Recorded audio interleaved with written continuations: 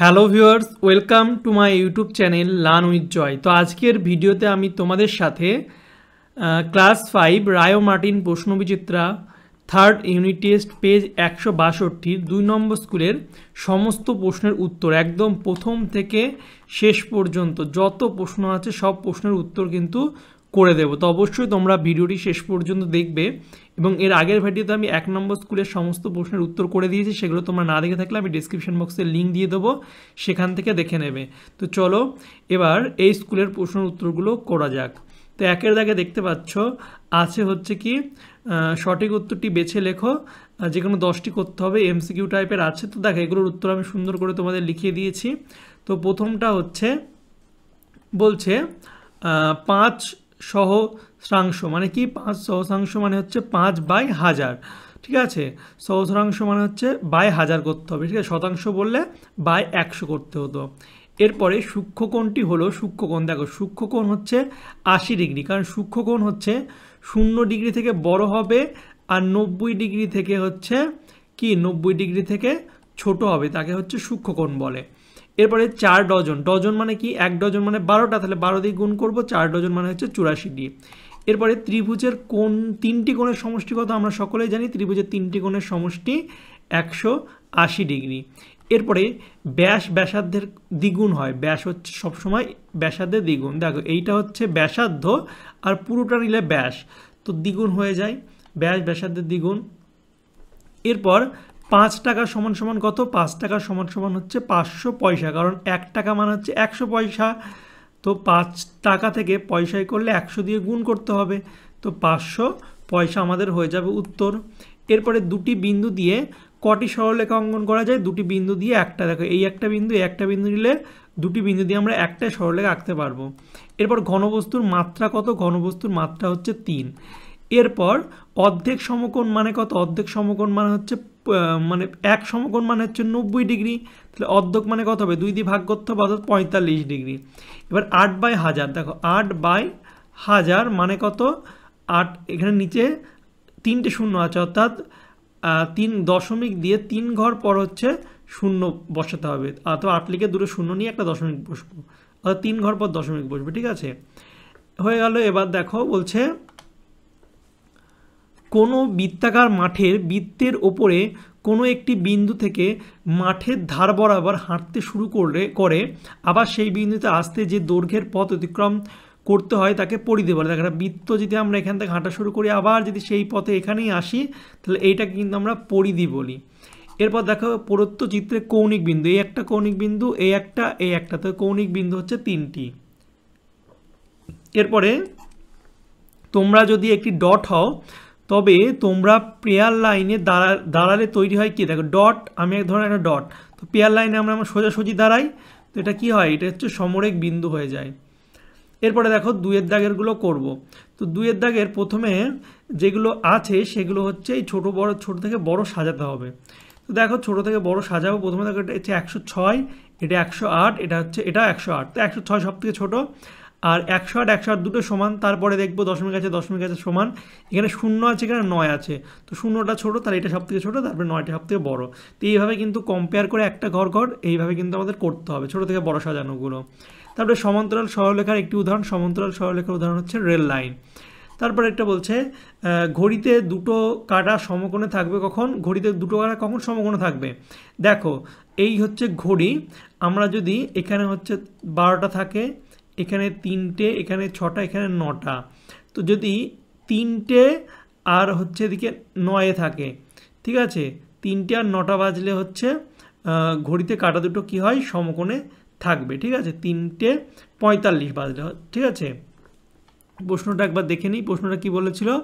ঘড়িতে কটা বাজলে দুটি কাঁটা সমকোণে থাকবে?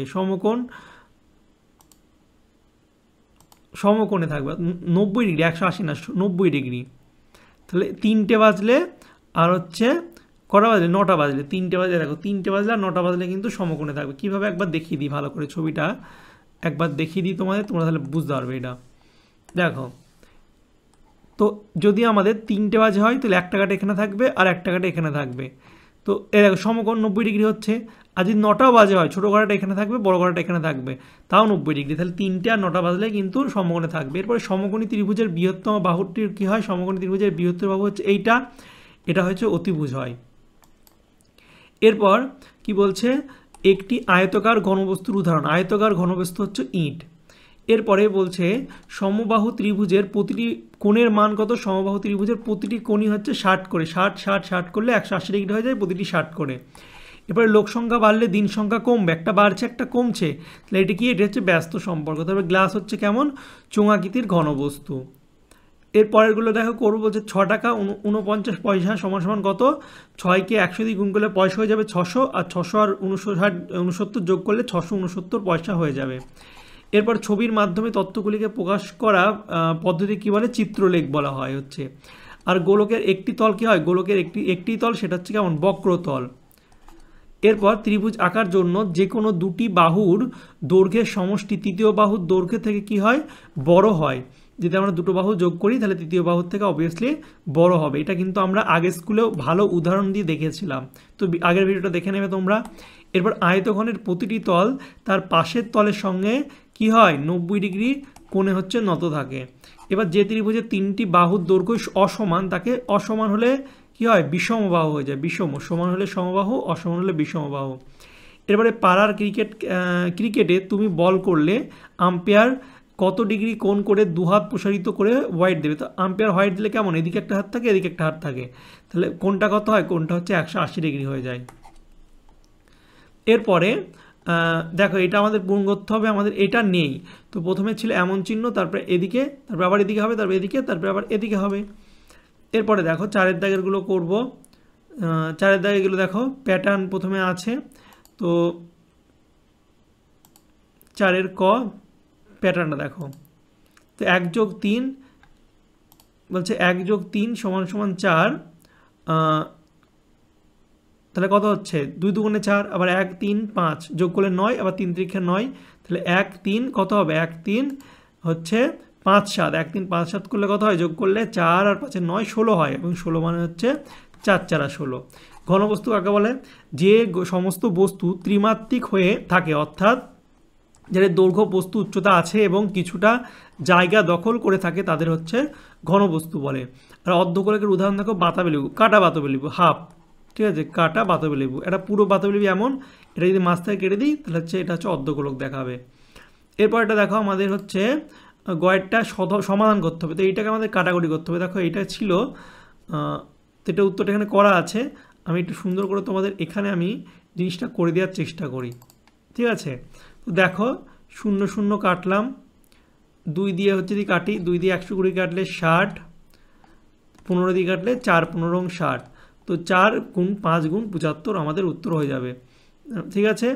তো 4 গুণ 5 হচ্ছে 20, 20 গুণ 75 করলে হয়ে যাবে 20 গুণ, এটা একটু মনে ভুল হয়েছে, তো এটা 15 দিয়ে, এটা 20 ছিল, 0 0 কেটেছি 60, 15 দিয়ে হচ্ছে 5 15 75, একই, 5 5 25 আর 60, ঠিক আছে, এটাই উত্তর, দেখে নেওয়া।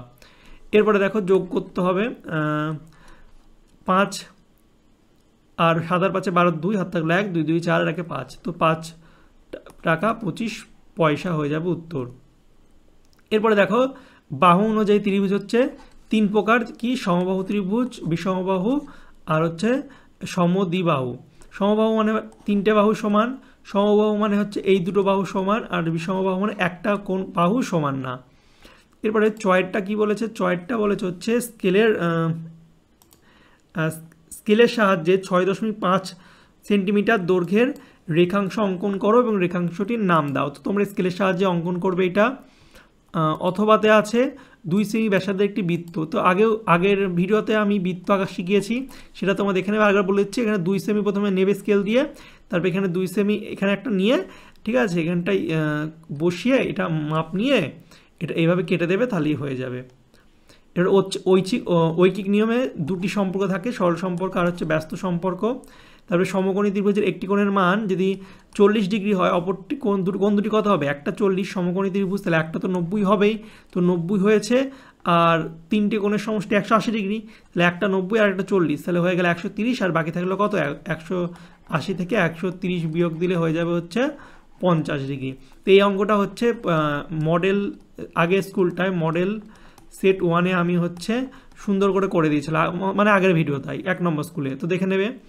এরপরে দেখো 5-এর দাগে শঙ্কুর উদাহরণ হচ্ছে আইসক্রিমের কোণ। এই দেখো আইসক্রিমের কোণ উল্টো হয়, কিন্তু এমন হয় উল্টো করে দিলে, ঠিক আছে। আইসক্রিমের কোণ তল সংখ্যা কটা? এই দেখো একটা হচ্ছে বক্রতল, একটা হচ্ছে সমতল, ঠিক আছে। আর হচ্ছে শীর্ষবিন্দু এ উপরে একটাই থাকে, আর তলের ধরন হচ্ছে একটা সমতল একটা বক্রতল। এরপরটা দেখো বলছে রামু গরুর গাড়ি চেপে 48 মিনিটে 28 কিমি পথ যায়, তবে গরুর গাড়ি চেপে 20 কিমি যেতে কত সময় লাগবে? তো এখানটায় দুটো আমাদের হচ্ছে ঘর করতে হবে। দূরত্ব আর সময়। 28 কিমি যায় হচ্ছে 84 মিনিটে, 20-তে কত যায়? তো দূরত্ব আর সময়ের মধ্যে হচ্ছে সরল সম্পর্ক, কারণ দূরত্ব বাড়লে সময় বাড়বে, দূরত্ব কমলে সময়ও কমবে। তাহলে 28 কিমি যেতে 48 মিনিট লাগে, তাহলে একে কি? একে হচ্ছে কম লাগবে, এই জন্য ভাগ, আর 20-তে কত লাগবে? 20-তে হচ্ছে বেশি লাগবে, এই জন্য গুণ করলাম, কাটাকুটি করে আমাদের 1 ঘন্টা 60 মিনিট হয়ে গেল উত্তর। 60 মিনিট মানে 1 ঘন্টা। এরপরটা দেখো বলছে আমাদের স্কুলের একটি ঘর তৈরি করতে 8 জন মিস্ত্রির 1 মাস সময় লেগেছে। একই রকম আরও একটি ঘর 24 দিনে শেষ করতে মোট কতজন মিস্ত্রি লাগবে? আরও কতজন মিস্ত্রিকে কাজে লাগাতে হবে? তো ওখানটায় দেখো 1 মাস বা 30 দিন সময় লাগে হচ্ছে 8 জন মিস্ত্রির স্কুলের ঘর তৈরিতে। 1 মাস বা 30 দিন লাগে 8 জন মিস্ত্রির। তাহলে একদিন সময় লাগবে কি? বেশি লাগবে একদিন। তাহলে একদিন হচ্ছে, তাহলে গুণ করলাম, এবার 24 দিন আমাদের বলেছে, তাহলে 24 দিন হচ্ছে কম লাগবে, তাহলে ভাগ করতে হবে। তো কাটাকুটি করলে এখানে আমরা পেয়ে গেলাম 10 জন, ঠিক আছে। ওরা 24 দিনে শেষ করতে 10 জন মিস্ত্রি লাগবে, আর আরও কজন মিস্ত্রি লাগবে? 10 জন লাগবে, 8 জন ছিল, বিয়োগ করলে 2 জন হয়ে যাবে উত্তর। এর পরেরটা থাকে, এর পরেরটা আছে 15 জন লোক 20 দিনে 1200 টাকা আয় করেন, 75 জন লোক 5 দিনে কত টাকা আয় করবেন? তো 3টে ঘর করতে হবে, লোক সংখ্যা সময় আয়। তো 15 জন লোক 20 দিনে হচ্ছে 1200 টাকা, তাহলে 75 জন লোক 5 দিনে ক টাকা? তাহলে এখানটায় দেখো দিন যদি আমাদের স্থির করে দিই, এই দিনটাকে যদি স্থির করে দিই, তাহলে লোক আর আয়ের মধ্যে হচ্ছে সরল সম্পর্ক, কারণ দিন যদি স্থির থাকে লোক বাড়লে আয় কিন্তু বাড়বে। আবার এই যে লোক সংখ্যা স্থির থাকে, তাহলে দিন আর সময়ের আয়ের মধ্যে হচ্ছে এটাও সরল সম্পর্ক, কারণ লোক সংখ্যা যদি একই থাকে, দিন বাড়লে হচ্ছে বা কমালে আয়ও কিন্তু বাড়বে কমবে, তাহলে এটা সরল সম্পর্কই হবে। এবার লিখতে হবে, দেখো 15 জন লোক হচ্ছে 20 দিনে আয় করে 1200 টাকা। একে করে কি? একে হচ্ছে কম করবে, তো একে হচ্ছে কম করলে ভাগ হয়ে যাবে। এবার 75-এ কত করে সেটা বার করতে হবে। তো 75-এ হচ্ছে বেশি হয়ে যাবে, তো 75 জন লোক বেশি হবে, তো গুণ করতে হবে। এরপরে 75 জন লোক আবার একদিনে কম, তাহলে ভাগ করব। আবার 75 জন লোক আমাদের মেন চেয়েছে 5 দিনে, তো 5 দিনে বার করলে আমাদের এটা হয়ে যাবে উত্তর। তো এটা তোমরা একটু দেখে নাও। তো এরপরের অঙ্কটা দেখো, বলেছে 14টি পাম্প মেশিন 200 দিনে এত লিটার জল তুলতে পারে, তো 20টি পাম্প মেশিন এত দিনে কত জল তুলবে? তো এই অঙ্কটা সে একই অঙ্ক, পাম্প মেশিন সময় দিন। তো এটা তোমরা একটু দেখে নাও, আরও কিছু বলছি না, অঙ্কটা তোমরা দেখে নাও, একই টাইপের অঙ্ক। এরপরে এই অঙ্কটা দেখো, এই অঙ্কটা হচ্ছে প্রথম শ্রেণী গণিতে 5 সংখ্যা আর সমান সমান 10 জন। তো দেখো, তো এটা হবে 30 হবে, এটা হবে 30 জন। দ্বিতীয় শ্রেণী হবে 10, 20, 30, আর এটা হাফ মানে হচ্ছে 35 জন। আর তৃতীয় শ্রেণী 10, 20, আর এটা হাফ মানে 25, আর এটা হবে চতুর্থ শ্রেণীতে হচ্ছে 30, পঞ্চম শ্রেণীতে হবে 10, 20, 30, 40 হয়ে যাবে উত্তর, ঠিক আছে। এবং এই প্রশ্নগুলো উত্তরগুলো করতে হবে। তো দেখো, এটা আমি এখানে করেও দিয়েছি, তো তোমরা দেখে নেবে। এটা ইংরাজিতে লেখা হয়ে গেছে, এটা তোমরা বাংলায় লিখে নেবে। 30, 35, আমি এখানে লিখে দিচ্ছি 30, 35, 25, 30 আর 40। এরপরে দেখো বলছে ড্যাশ শ্রেণীর ছাত্রছাত্রীরা বার্ষিক পরীক্ষায় শ্রেণীতে সবচেয়ে বেশি পাস করেছে আমরা দেখতে পাচ্ছি হচ্ছে পঞ্চম। এরপরে হচ্ছে ড্যাশ শ্রেণীর ছাত্রছাত্রীরা বার্ষিক পরীক্ষায় গণিতে সবচেয়ে কম পাস করেছে দেখতে পাচ্ছি তৃতীয় শ্রেণী 25 জন। দ্বিতীয় শ্রেণীর কতজন ছাত্রছাত্রী বার্ষিক পরীক্ষায় গণিতে পাস করেছে? তৃতীয় শ্রেণী হচ্ছে দেখতে পাচ্ছি দ্বিতীয় শ্রেণী 35 জন পাস করেছে। এরপরে দেখো, এরপরে হচ্ছে এই অঙ্কটা করতে হবে, বলছে এইটা করতে হবে। বলছে রোকেয়া ও রিয়া একই মাপের দুটি ব্যাগ নিয়ে বাজারে গেছে। রোকেয়া এত কিগ্রা চাল, এত কিগ্রা ডাল এবং এত কিগ্রা চিনি কিনেছে। যদি রিয়া এত কিগ্রা চাল, এত কিগ্রা ডাল, এত কিগ্রা ময়দা কেনে, কার ব্যাগে বেশি ভারী। তো প্রথমে দুজনের ব্যাগই যোগ করতে হবে। রোকেয়ারটা প্রথমে দেখো যোগ করলাম, তারপরে রিয়ারটা যোগ করলাম, দুটো থেকে বিয়োগ যদি করে দিই তাহলে কার ব্যাগ ভারী আমরা পেয়ে যাবো। তো এটাও একটা খুব ইজি অঙ্ক, তোমরা দেখে নাও।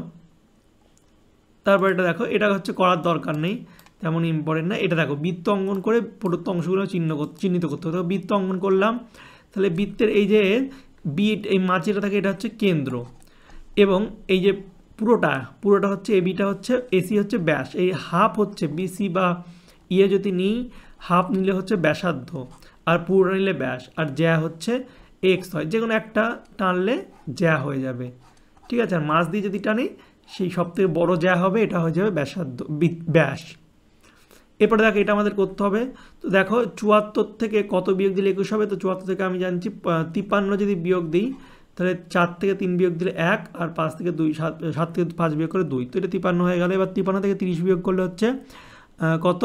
53 থেকে যদি 30 বিয়োগ করি তাহলে হচ্ছে এটা 20 হবে,